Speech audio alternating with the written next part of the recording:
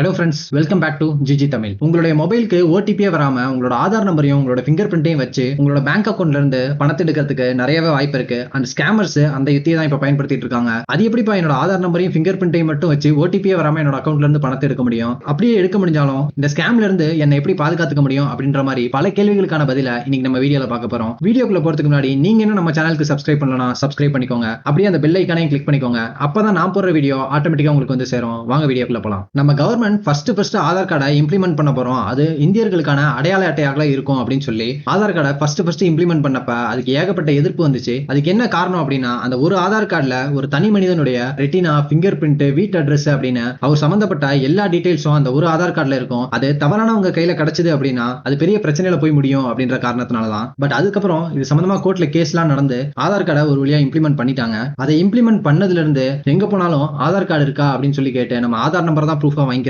For example, நீங்க ஒரு ஹோட்டல்ல போய் ஒரு ரூம் புக் பண்ணணும்னா கூட அந்த ரிசப்ஷன்ல ஃபர்ஸ்ட் உங்க ஆதார் கார்டை வாங்கி ஆதார் நம்பரை ரெஜிஸ்டர்ல எழுதிட்டு அதுக்கப்புறம் தான் உள்ளே விடுறாங்க. அந்த அளவுக்கு ஆதார் கார்டு இப்ப நம்ம இந்தியர்களுடைய ஐடி ப்ரூஃபா மாறிடுச்சு. சரி, நம்ம டாபிக்ல வருவோம். என்பிசியோட ஒரு ப்ராடக்ட் தான் ஆதார் எனேபிள்டு பேமெண்ட் சிஸ்டம். அதை ஏஇபிஎஸ் அப்படின்னு சொல்லி ஷார்ட் ஃபார்ம்ல சொல்லுவாங்க. அது மூலியமா உங்க bank name, Aadhaar number and finger print இருந்தாலே போதும் இந்த எல்லா டிரான்சாக்ஷனுமே பண்ண முடியும், இன்க்ளூடிங் கேஷ் வித்ட்ராயல். நம்ம இப்ப எல்லா இடத்துலயும் நம்ம ஆதார் கார்டை பயன்படுத்துறதுனால, குறிப்பா இந்த ஜெராக்ஸ் கடைங்க, ஹோட்டல் இந்த மாதிரி நம்ம பயன்படுத்துறதுனால நம்ம ஆதார் நம்பர் ரொம்ப ஈஸியாவே ஸ்கேமர்ஸ்க்கு எக்ஸ்போஸ் ஆகுது. இந்த மாதிரி இடங்கள்ல இருந்து ஆதார் நம்பரை ஸ்கேமர்ஸ் கலெக்ட் பண்ணிக்கிறாங்க. முன்னாடி எல்லாம் பாஸ்வேர்டு அப்படின்னா 1 2 3 4 5 6 தான் யூஸ் பண்ணுவோம். ஆனா இப்பெல்லாம் பாஸ்வேர்டு அப்படின்னா ஃபிங்கர் பிரிண்ட் தான். நம்ம ஸ்மார்ட் போன்ல ஆரம்பிச்சு லேப்டாப் வரைக்கும் எல்லாத்துலயுமே இப்ப நம்ம ஃபிங்கர் பிரிண்ட் தான் பாஸ்வேர்டா யூஸ் பண்றோம். அந்த ஃபிங்கர் பிரிண்ட்டை ஈஸியா ஹேக் பண்ணி ஸ்கேமர்ஸ் கலெக்ட் பண்ணிக்கிறாங்க. அந்த கலெக்ட் பண்ண ஃபிங்கர் பிரிண்ட்டை சிலிகான் மோல்ட்ல வச்சு க்ளோன் பண்ணிக்கிறாங்க. அந்த ஸ்கேமர்ஸே ஒரு தனி ஏடிஎம் மிஷின் தயாரிச்சு அந்த ஏடிஎம் மிஷின்ல ஒரு தனி நபருடைய ஆதார் கார்டையும் அவருடைய ஃபிங்கர் பிரிண்ட்டையும் அந்த மிஷின்ல இன்டெகிரேட் பண்ணி அந்த நபருக்கு ஓடிபியே போகாம அந்த மிஷின் மூலியமா பணத்தை ஆட்டை போட்டுறாங்க.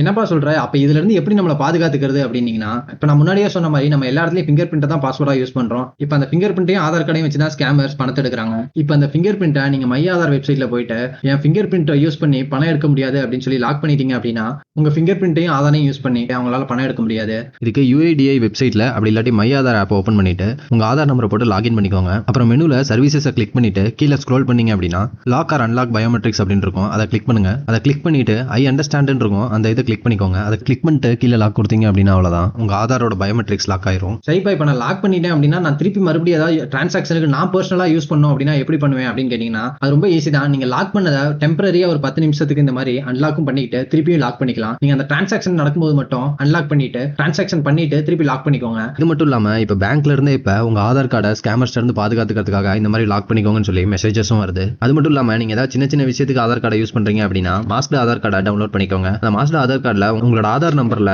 லாஸ்ட் 4 டிஜிட் மட்டும் தான் விசிபிளா இருக்கும், மற்ற எதுவுமே விசிபிளா இருக்காது. சின்ன சின்ன விஷயங்களுக்கு யூஸ் பண்றப்ப இந்த மாதிரி மாஸ்க்டு ஆதார் கார்டையும் யூஸ் பண்ணிக்கோங்க. இந்த மாதிரி டிஜிட்டல் ஐடென்டிட்டியை நீங்க லாக் பண்ணி வச்சுக்கிட்டீங்க அப்படின்னா இந்த மாதிரியான ஸ்கேம்கள்ல சிக்காம இருக்கிறது தவிர்க்கப்படும். கேர்ஃபுல்லா இருங்க, இந்த மாதிரி ஸ்கேம்ல சிக்கிறாதீங்க. ஏன்னா உழைச்சி சம்பாதிக்கிறவங்களுக்கு தான் அந்த பணம் சம்பாதிக்கிறது எவ்வளவு கஷ்டம்ன்றது தெரியும். இந்த வீடியோ லைக் பண்ணிட்டு உங்க ஃப்ரெண்ட்ஸ் அண்ட் ஃபேமிலிக்கு ஷேர் பண்ணுங்க. மீண்டும் இன்னொரு வீடியோல உங்களை வந்து மீட் பண்றேன். Until then, bye bye, take care, see you. எல்லா புகழும் இறைவனுக்கு.